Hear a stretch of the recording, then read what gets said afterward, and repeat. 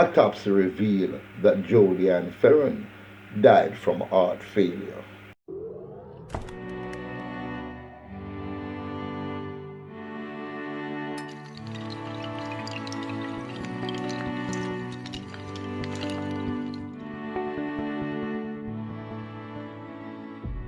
A very pleasant good afternoon, ladies and gentlemen. Welcome once again to the People's Forum of Industries with Big Stone. Now, ladies and gentlemen, I read the newspaper article that was revealed today that the young lady that passed away last Saturday died from an heart failure. And I have decided to do some investigative journalism to find out if we can recognize the sign of heart failure during pregnancy. And this is what I found out. Take a listen.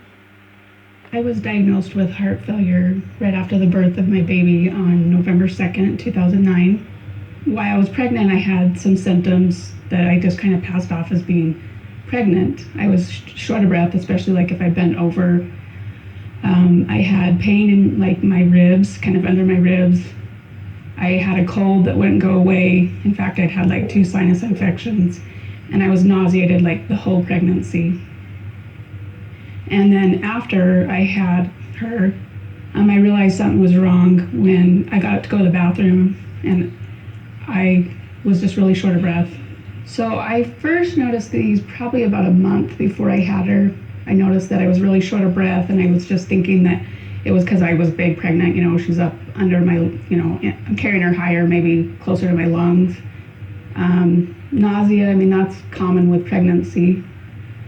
I did have wheezing, like if I was laying flat, I was wheezing, and I just, I'd had a cold, so I figured it was just part of the cold.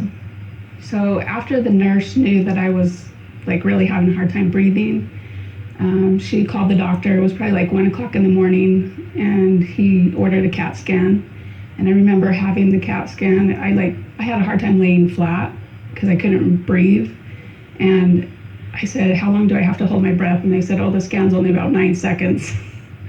And I really struggled, just trying to hold my breath for the 9 seconds. And they did an echo earlier the next morning, and the cardiologist didn't come in until later that night, but he said to me, I really recommend you don't have any more kids.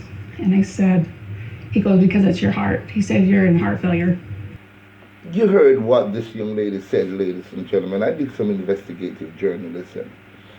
And listening to this woman that was pregnant, she displayed all the signs and the symptoms that little Jodian Fearon displayed.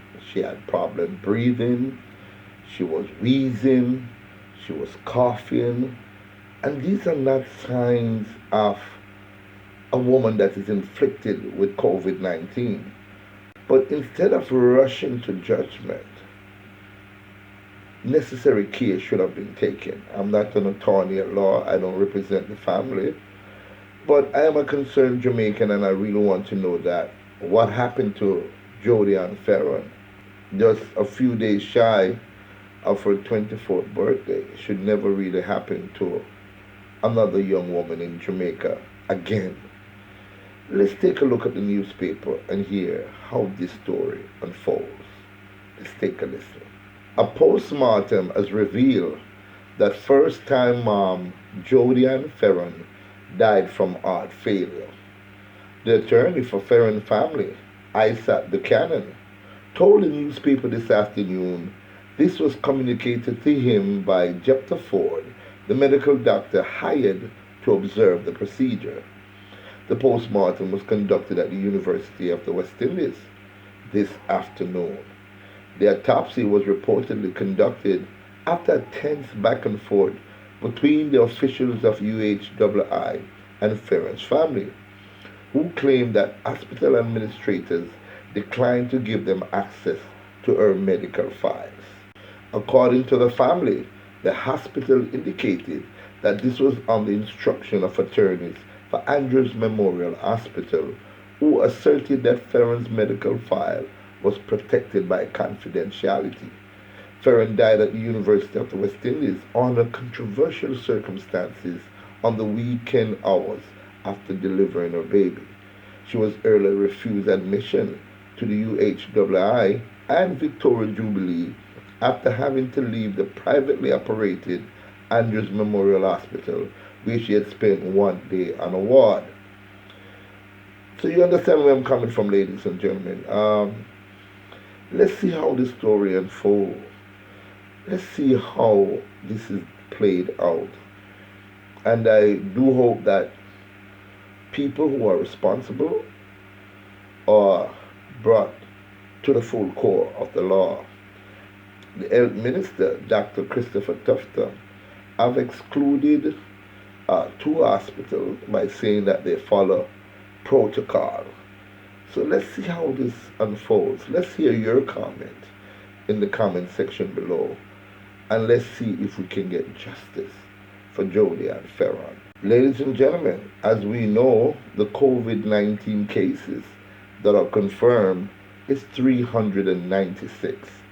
Let's be careful out there. Let's still practice physical distancing. Thank you.